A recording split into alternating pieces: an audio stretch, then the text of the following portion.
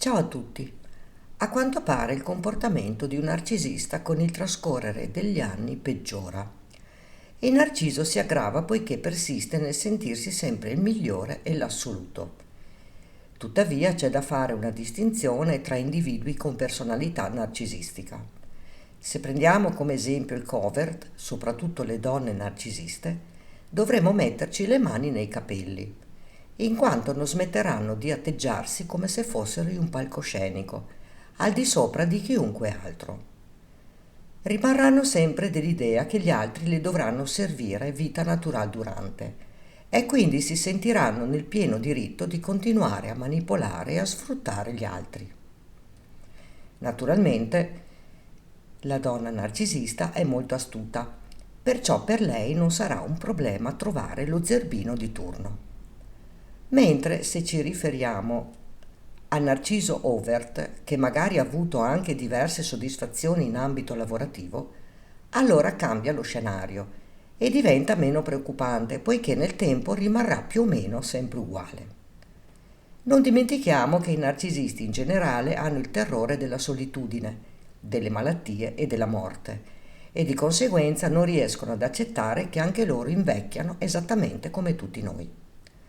Per questi motivi tenderanno a peggiorare, continuando a mettere in atto sempre più manipolazioni nei riguardi degli altri. Quindi aumenteranno la cattiveria, l'odio, l'aggressività, l'invidia e le vendette. Da precisare che la maggior parte dei narcisi, con l'avanzare degli anni, si ritroveranno sempre più soli e perciò costretti a fare i conti con quel loro vuoto interiore che non li ha mai abbandonati sin dalla tenera età, anche perché non avranno più nessuna fonte di approvvigionamento narcisistico e saranno destinati a vivere la più completa solitudine e una profonda depressione. Ed ecco accadere il classico crollo del narciso, e ne parlo anche nel video Il crollo del narcisista, dove spiego quando il suo mondo fasullo cade letteralmente a pezzi. Praticamente il narcisista dovrà fare i conti con il suo peggior incubo, ovvero con il suo vero sé. Ed è proprio a questo punto che tutte le sue maschere cadranno in frantumi. Quante volte ci siamo chiesti: ma che fine fanno i narcisi? Saranno felici? Continueranno a cadere in piedi? Andranno avanti con la loro vita senza dover mai girarsi indietro e rendersi conto di quanto male hanno seminato nel corso della loro esistenza? Ebbene, questo è ciò che li aspetta al varco.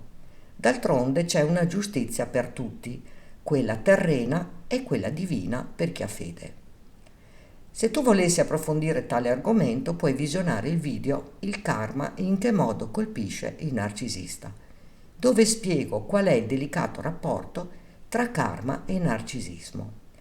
Ma puoi vedere anche il video Come invecchia il narcisista e comprendere come sarà il giorno finale dei narcisi che invecchiano.